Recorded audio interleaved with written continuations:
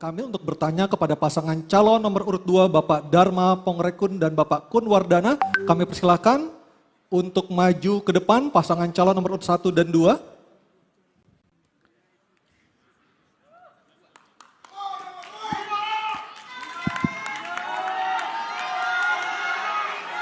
Calon Gubernur nomor urut 1 bertanya ke pasangan calon nomor urut 2.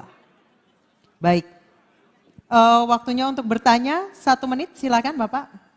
Ya, Pak Dharmakun, Pak Kun Wardana yang saya hormati, salah satu perlindungan terhadap SDM adalah tentu kesehatan. Kita pernah mengalami pandemi COVID yang sangat luar biasa. Saya andai waktu bisa diputar kembali, kira-kira gitu ya.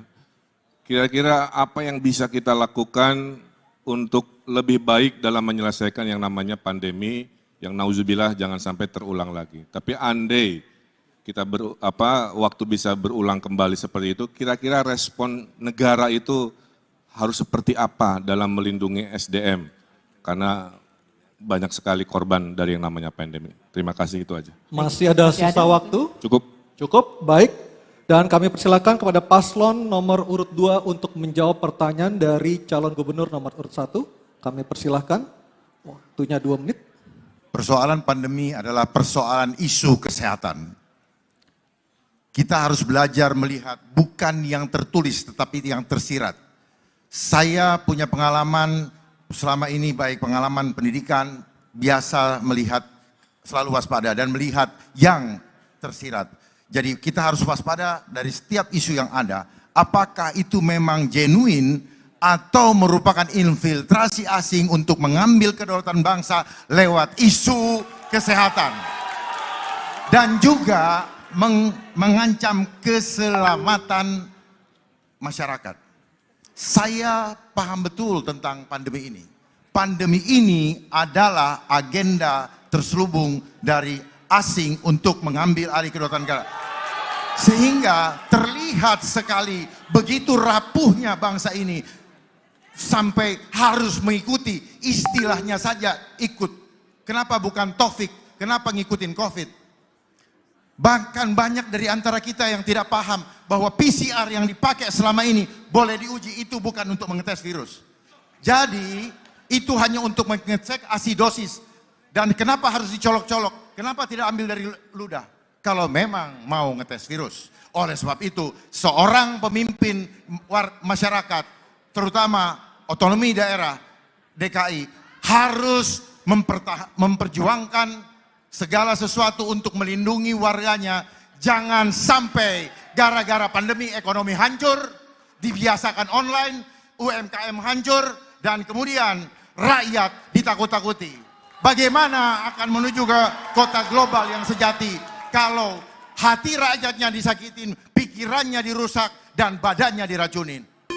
Semua itu hanyalah omong kosong belaka. Mari sama-sama kita sukseskan program Jakartaku Aman karena indah adabnya. Waktu habis, terima kasih.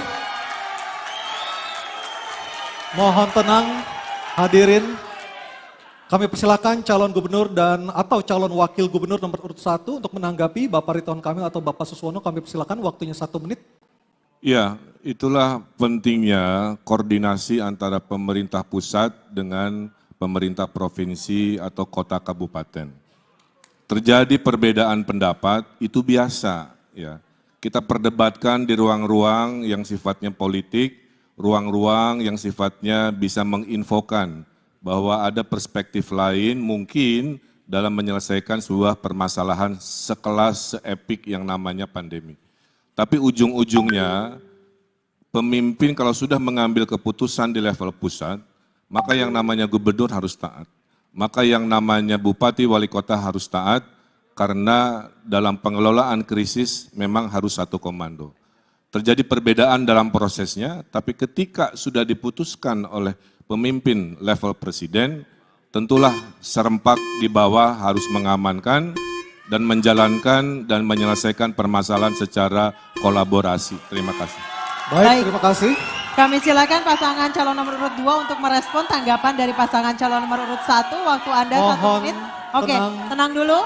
Waktu Anda 1 menit, silakan Bapak.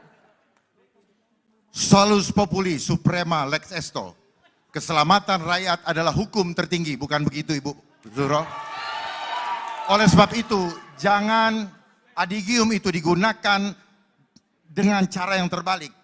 Seolah-olah ingin menyelamatkan keselamatan rakyat sebagai hukum tertinggi. Tetapi udang di balik batunya adalah sebaliknya ingin menghancurkan rakyat. Sehingga rakyat semua menjadi tidak bisa hidup dan bahkan akan menjadi budak.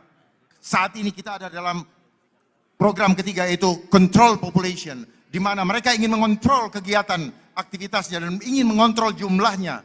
Jadi perjalanan menuju ke 2045 akan menjadi masa kecemasan bukan masa keemasan. Ketika rakyat harus ditakut-takuti dengan segala macam regulasi. Jadi sebagai seorang pemimpin harus berani berdiri di depan untuk mengambil tanggung jawab dan risiko apapun untuk menyelamatkan. Waktu habis. Waktunya habis, terima kasih. Kami persilakan pasangan calon nomor urut 2 untuk kembali ke tempat. Pasangan calon nomor urut 1 harap di tempat tetap berada di sini. Bapak.